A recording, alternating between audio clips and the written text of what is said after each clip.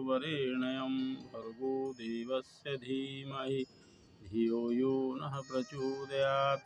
वंशी विभूषितकरान्नवनीरदाभात् पीताम्बरादरुणबिम्बफलाधरोष्ठात् पूर्णेन्दुसुन्दरमुखादरविन्दनेत्रात् कृष्णात् परं किमपि तत्त्वमहं न जाने।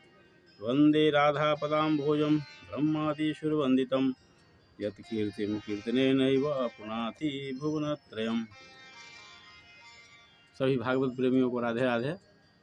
आइए आज पुनः खुले आसमान के नीचे नील गगन की छाँव में और प्रकृति की गोद में बैठकर भागवत रस का पान करते हैं। अभी तक हम लोगों ने देखा कि नरसिंह भगवान अवतरित हुए और हिरण्यकशिपु का वध किया।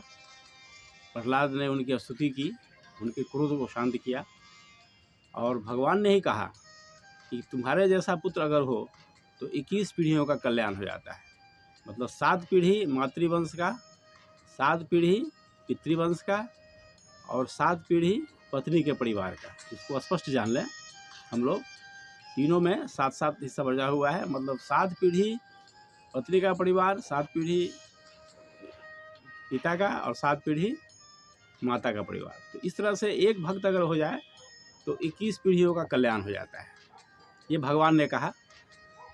तो हम लोग भी यही निष्कर्ष निकालते हैं कि भक्त हमारा भी जो संतान हो, पुत्र हो पुत्री हो कोई भी हो, वह पहला तो है कि भगवान का भक्त बने, ये प्रथम है।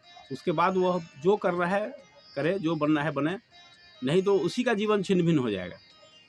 वो IAS बने, कलेक्टर बने, डॉक्टर बने, IIT इंजीनियर बने, कुछ भी बने, मंत्री बने, संतरी बने, कुछ भी बने, पहली आवश्यकता उसके भक्त होने की है। और हम लोग इस अज्ञानता के अंधकार में भटक रहे हैं। हम लोग यही समझ लिए अभी तक, और हमारे समाज ने भी हमारे दिमाग में भर दिया कि बहुत बड़ी नौकरी पा लेना ही सफलता की निशानी है। वही व्यक्ति सक्सेस कहा सकता है जो डॉक्टर बन जाए, इंजीनियर बन जाए, कलेक्टर बन जाए, मंत्री बन जाए, कोई बड़ा पद पर चला जाए। लेकिन ऐसी बात नहीं है। वस्तुतः अगर हम आध्यात्मिक दृष्टिकोण से सोचें तो हमको इस निष्कर्ष पर पहुंचना होगा कि क्या ऐसी कोई विद्या है, ऐसा कहीं वर्णित है कि कोई चपरासी बन जाए, कोई क्लर्क बन जाए, कोई बेरोजगार रह जाए ज़िंदगी भर, या कोई बहुत बड़ा ऑफिसर बन जाए, पद पर चला जाए। तो एक चपरासी की नौकरी करते हुए, बेरोजगार रहते हुए भी क्या कोई सफल कहा सकता है? कोई भी इसको न कहेगा। लेकिन इसका उत्तर हाँ में है। अगर वह जीवन विद्या जानता हो तो एक चपरासी, एक क्लर्क, एक बेरोजगार रहकर भी वह सफल कहा सकता है। यह ज्ञान कहाँ मिलेगा आपको? यह ज्ञान भगवत गीता में मिलेगा, हमारे शास्त्रों में मिलेगा। और यही कारण है कि आज के जो हमारे नई पीढ़ी के बच्चे हैं, वो उनके साथ कुछ दुखद घटनाएं घट जाती है। वो समझते हैं कि अगर हम IIT नहीं कर पाए, मेडिकल नहीं कर पाए तो हम असफल कहे जाएंगे, और हमारी मित्र मंडली हमारी हंसी उड़ाएगी, हमारे अभिभावक हमें क्या कहेंगे। और यह सोच करके वे आत्महत्या तक पहुंच जाते हैं। आज देखे जाते हैं कि कोचिंग संस्थानों में पढ़ने वाले बहुत से बच्चे आत्महत्या करते हैं, खास करके कोटा में रहने वाले बच्चे लोग। तो उनका इसके पीछे यही कारण है। हम लोगों ने कभी विचार नहीं किया गंभीरता से, शास्त्रों को आधार मान करके, कि उन्होंने दिमाग में बैठा लिया है कि अगर हम पास नहीं करेंगे तो हम असफल माने जाएंगे। लेकिन ऐसा नहीं है। यही तो समझने की बात है। वो फेल हो जाए, जीवन में आगे बढ़ने के बहुत से साधन हैं। और ये शरीर जो है वो भगवान का मंदिर है। ये हम हमारे शास्त्रों में, हमारे सनातन धर्म में कहा गया है, परम पूज्य गुरुदेव ने भी कहा कि यह शरीर जो है ये भगवान का मंदिर है। इस भगवान का मंदिर समझ के इसको कभी ध्वस्त नहीं करना है। अगर जो व्यक्ति ऐसा करता है, उसको नहीं पता है वह आदमी सुसाइड क्यों कर लेता है, सुसाइड करने के बाद क्या होता है उसको वह नहीं पता है। आप जान लें, इस विषय को थोड़ी सी चर्चा कर लेते हैं। कि आध्यात्मिक दृष्टिकोण से भी कहा जाता है कि जो व्यक्ति आत्महत्या करता है वह 10,000 वर्षों तक प्रेत योनि में रहता है। उसके पहले सरकार भी के नज़र में भी, इंडियन पैनल कोड के दृष्टिकोण से भी वह दंडनीय अपराध माना जाता है। तो इसलिए ऐसा कभी हमें नहीं सोचना है। और यह डिप्रेशन, यह टेंशन और डिप्रेशन से मुक्त होने का जो साधन है, वो सबसे बड़ा साधन हमारा भगवत गीता है।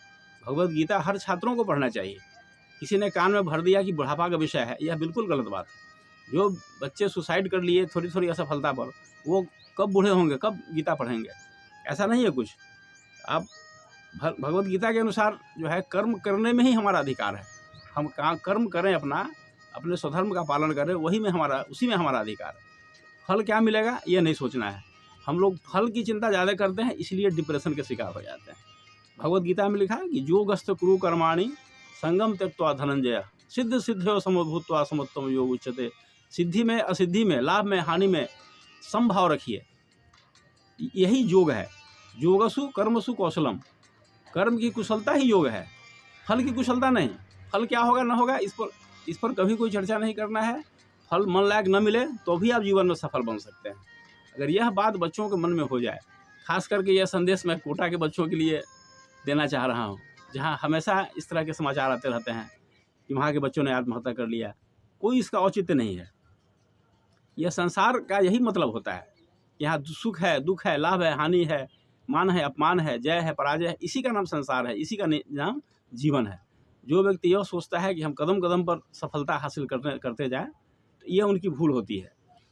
और परम पूज्य गुरुदेव ने भी कहा कि असफलता केवल यह सिद्ध करती है कि सफलता का प्रयत्न पूरे मन से नहीं किया गया। बस यही तो है, यही तो असफलता है। फिर दोबारा हम प्रयत्न करेंगे। इसमें सुसाइड करने की क्या आवश्यकता है? ऐसा कभी नहीं सोचना चाहिए। यह कानूनी दृष्टिकोण से भी अपराध है और धार्मिक दृष्टिकोण से भी अपराध है, क्योंकि हम नहीं जानते हैं कि सुसाइड करने के बाद क्या हो जाता है। जीवन की प्रक्रिया मृत्यु के बाद भी चलती रहती है। इसलिए मैं अपने खास करके सभी छात्रों को, छात्राओं को, कोटा के बच्चों को ये कहना चाहूँगा कि कोई भी गलत कदम न उठावें। और आप परीक्षा में आप फेल होकर भी सफल हो सकते हैं। परीक्षा में 4 बार फेल होकर भी आप जीवन में बहुत बड़ी सफलता हासिल कर सकते हैं। ये बात आपको ध्यान में रख करके परीक्षा की तैयारी करनी होगी। आज इतना ही। भक्त प्रहलाद के जीवन से हम ये शिक्षा लें और पहले भक्त बने भगवान का, फिर जीवन में कुछ बने। आज इतना ही। ओम शांति शांति शांति, सर्वारिष्ट सुशांतिर्भवतु।